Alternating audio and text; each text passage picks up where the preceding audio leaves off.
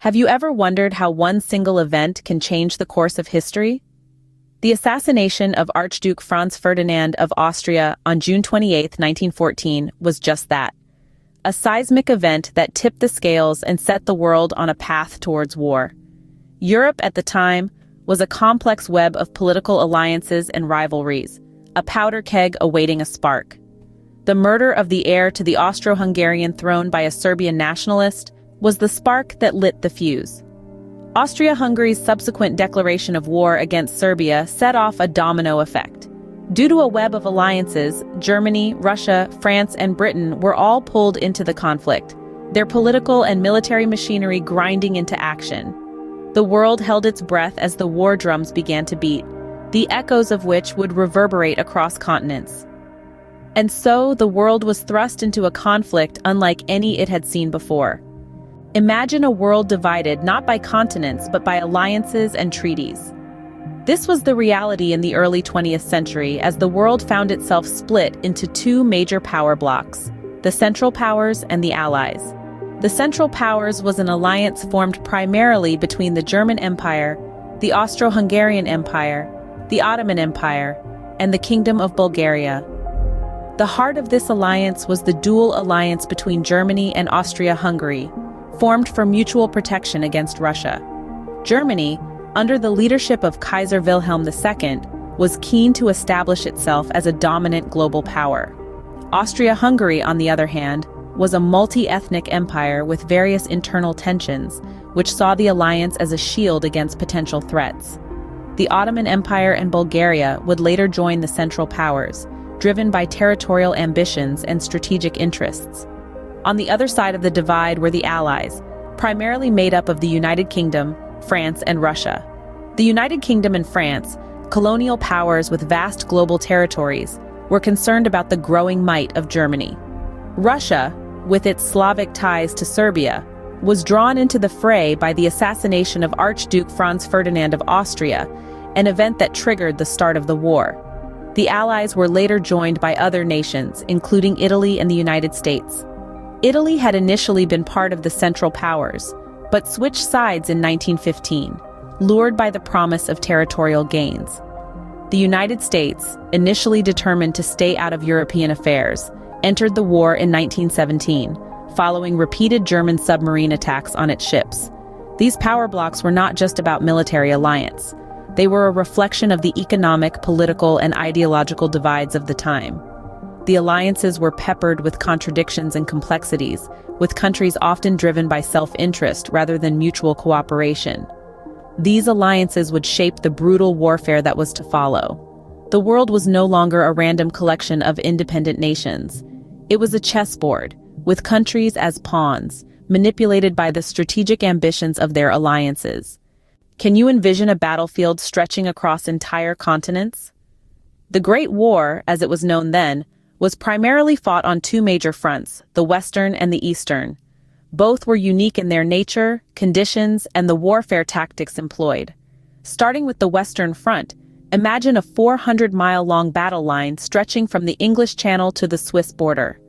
This front was characterized by trench warfare, a grueling and gruesome form of combat. Soldiers lived in these crude, muddy trenches for months on end, contending not only with the enemy but also with disease, vermin, and the ever-present threat of artillery fire. The no-man's land between the trenches was a death trap, strewn with barbed wire and broken machinery. It was here that many of the war's deadliest battles, including the Battle of the Somme and the Battle of Verdun, claimed hundreds of thousands of lives. Now, let's shift our gaze eastward. The Eastern Front was a different beast altogether. It was vast and fluid, stretching from the Baltic Sea in the north to the Black Sea in the south. The warfare here was more mobile, with armies constantly advancing and retreating over large swaths of territory. The battles were no less bloody, though, with the Brusilov offensive and the Battle of Tannenberg causing immense loss of life and resources. These fronts were not merely lines on a map. They were living, breathing entities, each with its unique rhythm of attack, defense, and periods of eerie calm. They were the grand stages where nations clashed, ideologies were tested, and the mettle of men was put to the ultimate test. The Western and Eastern fronts were worlds unto themselves, their stories intertwined in the larger narrative of World War I. Their tales of courage, sacrifice, and resilience continue to echo through the annals of history. Indeed, these fronts saw some of the bloodiest battles in human history. War, in all its brutality, was redefined on these war fronts, marking an indelible chapter in the chronicles of mankind. What if a single battle could turn the tide of a war? Let's delve into the heart of some of the most significant battles of the First World War.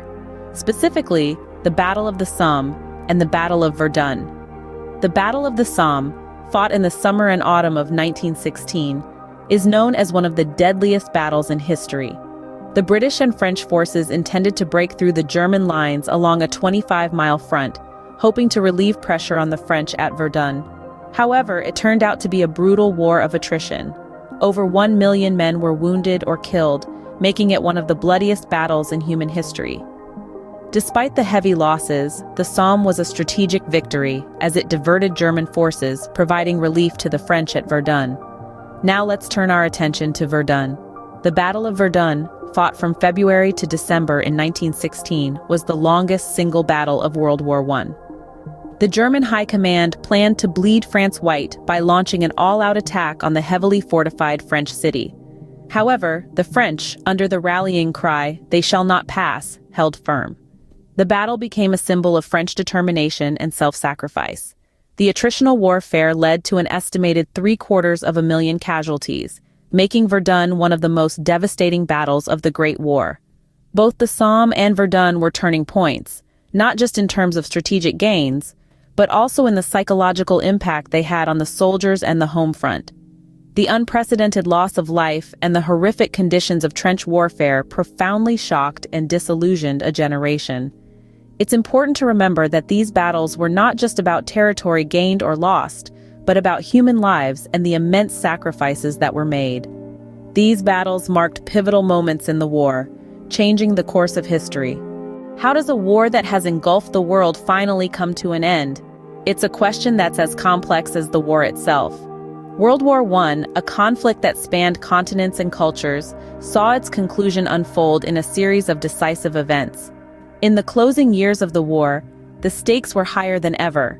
The Central Powers were feeling the strain of years of brutal combat. Their resources were dwindling, their morale was low, and the tide of the war seemed to be turning against them. Then, in April of 1917, a new player entered the field. The United States, initially determined to maintain its neutrality, was drawn into the conflict following a series of provocations. The fresh troops, resources, and resolve that America brought to the table was a significant boost to the Allied powers. But it wasn't just the battlefield that dictated the end of the war. Indeed, the seeds of resolution were sown in the halls of diplomacy. On November 11, 1918, the armistice was signed in a railway carriage in Compiègne, France, effectively bringing an end to the fighting. Yet the end of the war didn't mean the end of suffering. The human cost of World War I was staggering. An estimated 10 million soldiers lost their lives, and the civilian death toll was almost as high. The world had never seen destruction on this scale before. Cities were laid to waste, economies were shattered, and countless lives were irrevocably changed. The end of World War I brought with it a profound sense of relief, but also a deep mourning for the lives lost and the innocence shattered. It was a time of reflection, of picking up the pieces, and of trying to make sense of the devastation that had unfolded. World War I ended, leaving a world forever changed, setting the stage for conflicts yet to come. What happens to the world after it has been ravaged by war, one might ask? In the aftermath of World War I, the world saw significant changes, most notably through the Treaty of Versailles. Signed in June of 1919, this treaty sought to bring about peace by placing the blame for the war squarely on Germany and Austria-Hungary, demanding hefty reparations that crippled their economies for years to come. But the ripple effects didn't stop at economics. Politically, the map of Europe was redrawn, with new nations emerging from the ruins of fallen empires.